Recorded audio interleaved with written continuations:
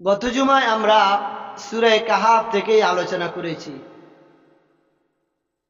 হযরতে মূসা আলাইহিস সালাতু ওয়াস সালাম ইলম শিক্ষা করার জন্য গেলেন হযরতে খিজির আলাইহিস সালাতু ওয়াস সালামের কাছে।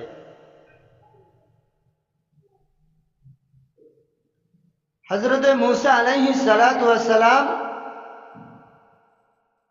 খিজির আলাইহিস সালামের থেকে ইলম শিক্ষা করার জন্য গেলেন। তো সেখানে মূসা আলাইহিস সালাতু ওয়াস সালাম ইলম শিখতে হলে যে ধৈর্য, এই ধৈর্য মূসা আলাইহিস সালামের ছিল না। তিনটি ঘটনা সেখানে উল্লেখিত হয়েছে। হযরতে মূসা আলাইহিস সালাতু ওয়াস সালাম তৃতীয় নম্বর যখন দেখলেন খিজির আলাইহিস সালাতু ওয়াস সালাম বিনা পারিশ্রমিকে একটা দেয়াল সোজা করে দিলেন। মূসা আলাইহিস সালাতু ওয়াস সালাম বলতে লাগলেন, হে খিজির, আপনি ইচ্ছে করলে তাদের কাছ থেকে পারিশ্রমিক নিতে পারেন। হযরতে খিজির আলাইহিস সালাতু ওয়াস সালাম বললেন, ক্বালা হাযা ফিরাকু বাইনি ওয়া বাইনিকা। হযরতে খিজির আলাইহিস সালাম বললেন, মূসা, আমি আপনাকে প্রথমেই বলেছি আপনি ধৈর্য ধারণ করতে পারবেন না, এখান থেকে আমার মধ্যে আপনার মধ্যে পার্থক্য হয়ে যাবে। হযরতে মূসা আর খিজিরের মধ্যে পার্থক্য হয়ে গেল। মূসা আর খিজিরের মধ্যে পার্থক্য হয়ে গেল। খিজির আলাইহিস সালাম বলেন, সাউনাব্বিউকা বিতাউইল মা লাম তাসতাতি আলাইহি সাবরা। হে মূসা, তুমি যে জিনিসের উপরে ধৈর্য ধারণ করতে পারলে না, আমি তার ব্যাখ্যাগুলো তোমার কাছে বর্ণনা করব। এই তিনটা বিষয় আমাদের মনে আসেনি। প্রথম নম্বর হলো, খিজির আলাইহিস সালামের কাছ থেকে নৌকার ভাড়া নেয় নাই, কিন্তু নৌকারে কি করে দিলেন মনে আছে তো? বিনা পারিশ্রমিকে। তারা নৌকার ভাড়া নেয় না, বরং আপনি এই নৌকাটাকে কুড়াল দিয়ে ছিদ্র করে দিলেন। তার কারণটা কি? হযরতে খিজির আলাইহিস সালাতু ওয়াস সালাম বলতে লাগলেন, ও পয়গম্বর মূসা, আমি যখন এই নৌকা দিয়ে আরোহণ করে আসলাম, তখন আমার চিন্তা হলো যে এই নৌকার মাঝি যারা আছে তারা অনেক গরিব মানুষ। ওয়া আম্মাল ইয়াতীম ফাকানা আবুহু মুমিনিন। এই মানুষগুলো হলো গরিব। আর এই সমুদ্রের অন্য প্রান্তে যে লোক আছে, একজন জালেম শাসক আছে, এই শাসকগুলো যখন ভালো নৌকা পায়, এই নৌকাগুলো তারা নিয়ে যায়। মোট কথা চাঁদাবাজ, ধান্দাবাজ।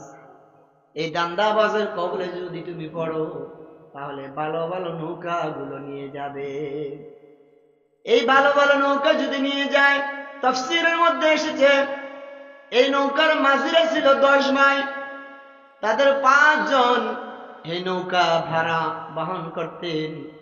আর এই নৌকা মানুষ পারাপার করাইয়া যে টাকা হইতো, এই টাকা দিয়ে তাদের সংসার চালাইতে। হযরতে খিজির আলাইহিস সালাতু ওয়াস সালাম এই তাফসীরের মধ্যে আরো এসেছে, এই 10 ভাইয়ের 5 ভাই ছিল বিকলাঙ্গ। তারা কোনো কাজ কাম করে না, শুধু বাবার হোটেলে খায়, ভাইদের ঘরে খায়, নিজে কোনো কাজকর্ম করতে চায় না। এরকম সমাজে আছে না নাই? নিজে করে বাবু আনা, কোনো কাজ করে না।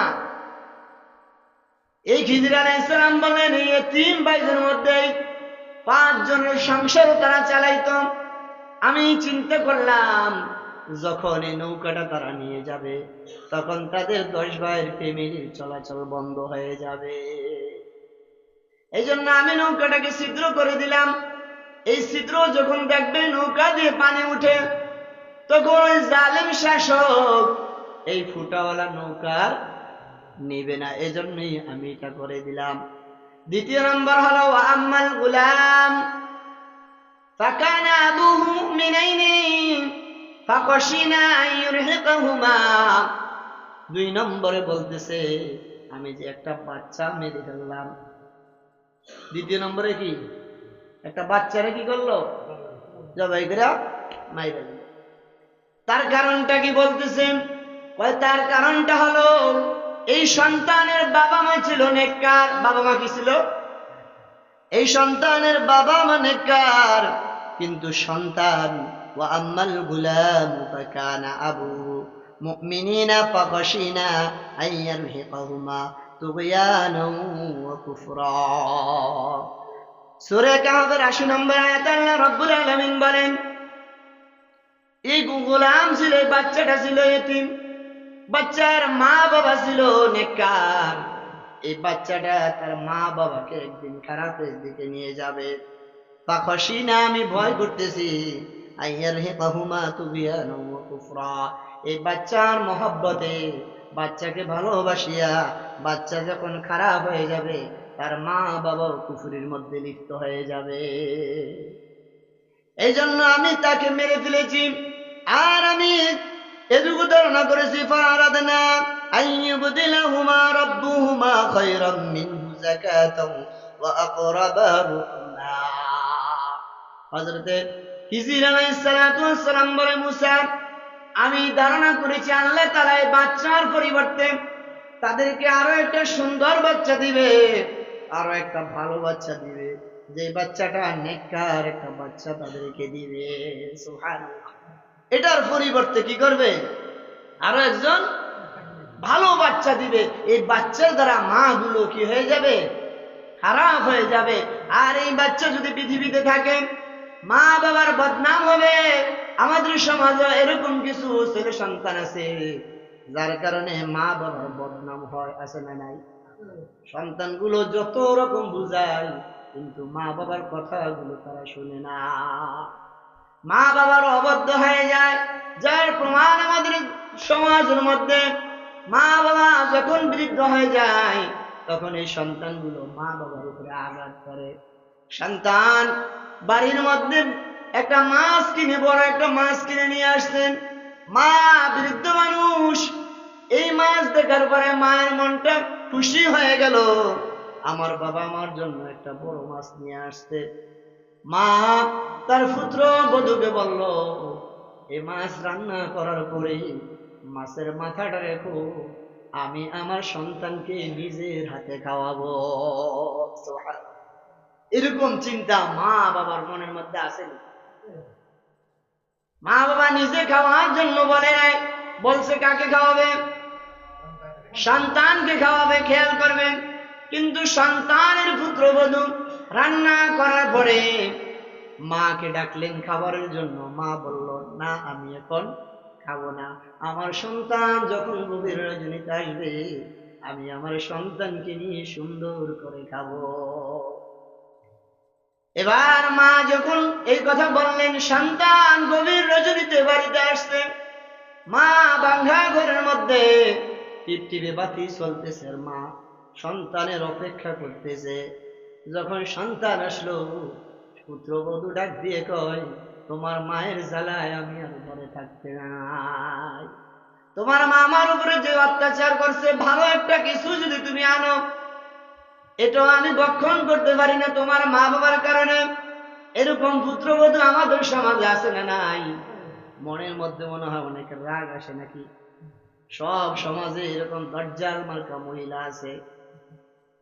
এই মহিলাগুলোর কারণে ভাই ভাই মিল থাকতে পারে না, বাবা মায়ের সাথে মিল থাকতে পারে না।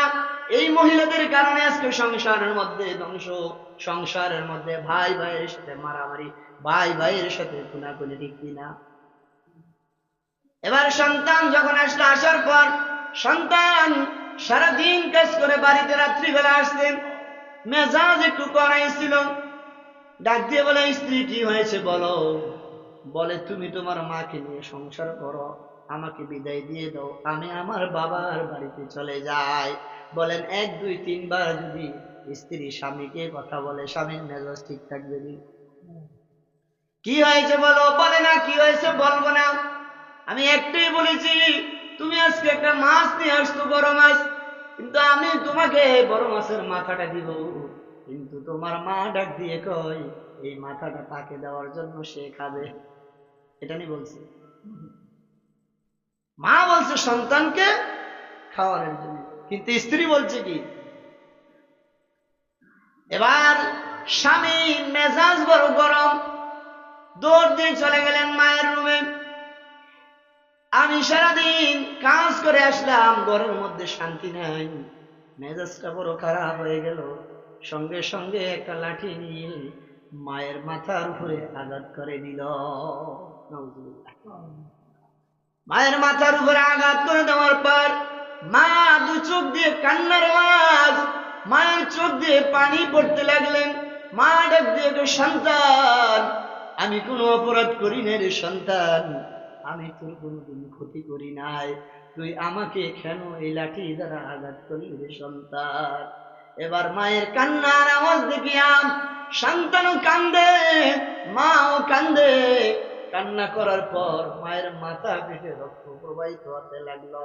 মা ডাক দিয়ে এবার বলতে লাগলো, সন্তান রে কি হয়েছে বলো? আমি তো এখনো খানা পর্যন্ত খাই নাই, মাছ দেখে আমার মনটা শান্তি হয়ে গেল, কিন্তু আমি এখনো খানাও খাই নাই। আমার সন্তান কখন আসবে? আমি আমার সন্তানকে নিয়ে খাবার খাবো। সন্তান ডাক দিয়ে বলে, মা তুমি এখনো খাবার খাও নাই? বলে, না না, আমি তোমার জন্য খাবার খাই নাই, আমি আমার বউকে বললাম যে মাছের মাথাটা রাখতো, যখন তুমি আসো আমি মা কাটা বেছে বেছে তোমাকে খাওয়াবো। সন্তানের মেজাজ এবার অন্যরকম হয়ে গেল। মা বললো এক কথা, আমার স্ত্রী বলে আরেক কথা। সন্তান মাকে সান্ত্বনা দিয়ে চলে গেলেন। যে লাঠিটা দিয়ে মাকে আঘাত করলেন, এই লাঠিটা নিয়ে চলে গেলেন স্ত্রীর রুমে। যে স্ত্রীকে বলে, আমার মা মাছের মাথা খেয়েছে। স্ত্রী তো এবার মনের মধ্যে কি হলো বুঝাইছে। স্ত্রীকে ডাক দিয়ে বলে, শোনো, আজ থেকে তুমি আমার ঘরে থাকার উপযুক্ত নয়। যেই মা আমাকে 10 মাস 10 দিন ধারণ করেছেন, আমি যখন ছোটবেলা ছিলাম আমার মা আমাকে ফেলে দেয় নাই, এত কষ্ট আমার মা করেছে। আজকে তুমি আমার হাতে আমার মায়ের উপরে আঘাত করেছো, তোমার মতো পরিবার আমার প্রয়োজন নাই।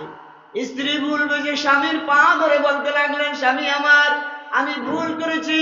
বলে, তুমি ভুল করো আর যা করো, তোমাকে আর আমার বাড়িতে রাখা সম্ভব হবে না।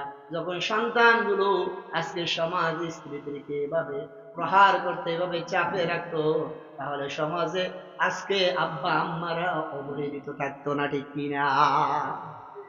এই জন্য বলতেছিলাম, হযরতে খিজির আলাইহিস সালাতু ওয়াস সালাম বলতে লাগলেন, এই সন্তানের কারণে বাবা মা এক সময় কষ্ট পাবে, এই জন্য আমি সন্তানটাকে মেরে ফেলেছি।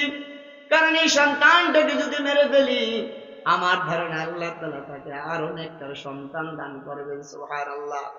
তাফসীরের মধ্যে এসেছে, ইবনে আব্বাস রাদিয়াল্লাহু তাআলা আনহু বলেন, ইবনে আব্বাস রাদিয়াল্লাহু তাআলা আনহু বলেন, এই সন্তানকে, যে মহিলার এই সন্তানকে আল্লাহ রাব্বুল আলামিন এই সন্তানের পরিবর্তে তার গর্ভে একজন মেয়ে সন্তান দান করেছে।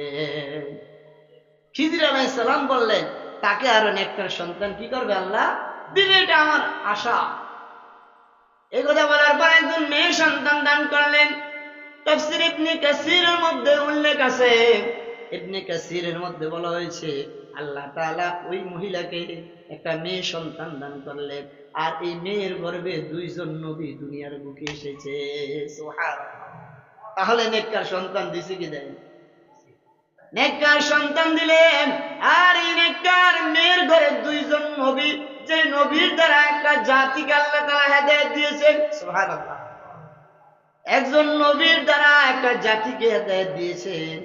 কিন্তু খিজির আলাইহিস সালামের ইলমের সাথে মুসা আলাইহিস সালামের ইলমের মধ্যে রাতে দিন পার্থক্য। 3 নম্বর হলো ওয়াম্মাল গুলাম। 3 নম্বরে মুসা আলাইহিস সালাম আর খিজিরের ঘটনা হলো ওয়াম্মাল জিদার ফাকানা গুলামাইনি লিগুলামাইনি ইয়াতীমাইনি ফিল মাদিনা। 3 নম্বর কথা হলো খিজির আলাইহিস সালাম কি করলেন, একটা দেয়ালে সোজা করে দিলেন। মনে আছে? কেন সোজা করে দিয়েছেন? খিজির আলাইহিস সালাম মুসা আলাইহিস সালামকে নসিহত করলেন, মুসা ওয়াম্মাল জিদারু ফাকানা লিগুলামাইনি ইয়াতীমাইনি ফিল মাদিনা। হে মুসা, আমি দেয়ালটাকে কেন সোজা করে দিয়েছি? ফাকানা লিগুলামাইনি ইয়াতীমাইনি ফিল মাদিনা, এই দেয়ালটা এর জন্য সোজা করে দিলাম। লিগুলামাইনে দুইজন গোলাম, দুইজন বান্দা, ইয়াতীমাইনে দুজনে ইয়েতিম, এই দুজনে এতিম সন্তানের জন্য তার মা বাবা দুনিয়ার থেকে বিদায় নিয়েছেন। এখন চিন্তা করলো তাদের জমানো স্বর্ণ মুদ্রা যা আছে এগুলা কার কাছে জমা দিব? যার কাছে জমা দিব সে নিয়া বাগবো। দেখেন না, আমরা আত্মবিশ্বাস নিয়ে বিভিন্ন ব্যাংকে টাকা রাখি না, শেষ পর্যন্ত ব্যাংক কি খালি? মা কথা বলেন না কেন, খালি না? কার টাকা নিয়ে গেছে? নিরাপত্তা আসেনি। এবার ওই বাবা মা চিন্তা করলো, আমার এই ছোট্ট ছোট্ট সন্তান এখনো বালেগ হয় না, তারা বুঝো না, এই ছোট সন্তানের জন্য আমরা এগুলা যার কাছে রেখে যাব? আমার সন্তান বড় হওয়া পর্যন্ত তার কাছে এই মাল রাখবে, পরে যে আবার সন্তানের কাছে দিবি এরকম মানুষ নাই। এখন এতিমের মালও আত্মসাৎ করে গিয়েছে। এবার হযরত খিজির আলাইহিস সালাম বললেন, এই দুইজনের জন্য, দুজন গোলামের জন্য, এতিম সন্তানদের জন্য তার বাবা মা তাদের স্বর্ণ মুদ্রাগুলো একটা দেয়াল বানাইয়া দেয়ালের নিচে রাখিয়া সুন্দর করে একটা দেয়াল করে দিলেন, যে দেয়াল যতদিন থাকবে ততদিন পর্যন্ত এখান থেকে আমাদের স্বর্ণ মুদ্রা কোনো দিকে যাবে না। আমি খিজির আলাইহিস সালাম দেখলাম এই দেয়ালটা পড়ে যায়, আর এই দেয়ালটা যদি ফিরে যায় তখন এই স্বর্ণ মুদ্রাগুলো মানুষ কি করবে? জোরে বলেন, কি করবে? নিয়ে যাবে। খিজির আলাইহিস সালাম এই চিন্তা করে মুসা আলাইহিস সালামকে বলো, মুসা আমি এই জন্য দেয়ালটা সোজা করে দিলাম। সুবহানাল্লাহ, আমি এই জন্য কি করলাম? দেয়ালটাকে সোজা করে দিলাম। এরপর খিজির আলাইহিস সালাম আরো বলেন, হে মুসা, আমি দেয়ালটাকে সোজা করে দিলাম এই জন্যই যাতে করে সন্তানগুলো এই দেয়ালটা সোজা করার পরে যদি আরো 2-4-10 বছরে দেয়ালটা স্থির থাকে, সন্তানগুলো বুঝের হয়ে যাবে। সন্তানগুলো কি হবে? বুঝের হবে। আর আল্লাহ তাআলা তাদেরকে জানিয়ে দিবে এই গুপ্ত ধনের কথা, তখন তারা তাদের মালগুলো বুঝে নিতে পারবে। সুবহানাল্লাহ। এজন্য ইলমের কোনো শেষ। এজন্য খিজির আলাইহিস সালাম বলতে লাগলেন, মুসা তুমি যদি আমাকে প্রশ্ন না করে আমার সাথে থাকতা, আমার সফর সঙ্গী হিসেবে থাকতা, ও মুসা, তাহলে আরো অনেক কিছু, কথা বলেন না কেন, অনেক কিছু জানতে পারতা। কিন্তু মুসা ক্বালা আলাম আকুল লাকা ইন্নাকা লান তাসতাতিআ মাইয়া সাবরা, হে মুসা তুমি ধৈর্য ধারণ করতে পারো নাই, যার কারণে তুমি ইলমও শিখতে পারো না। এজন্য মাদ্রাসা ভর্তি করাইলো, সন্তানকে ধৈর্য ধারণ করাইতে হবে। হুজুরে বাড়ি উগা দিছে, যার কারণে বাড়ির তনে যা আছে সব লয়ে মাদ্রাসা। ধৈর্য হয়েছে নি? জোরে বলেন। এখানে ইলম শিখতে হলে কি করতে হবে? ধৈর্য ধরতে হবে। আপনিও ধৈর্য রাখতে হবে, সন্তানগুলোকেও বুঝাইতে হবে। আল্লাহ তাআলা আমাদেরকে এই কথাগুলোর উপর আমল করে চলার তৌফিক দান করুক। সকলে বলি আমিন।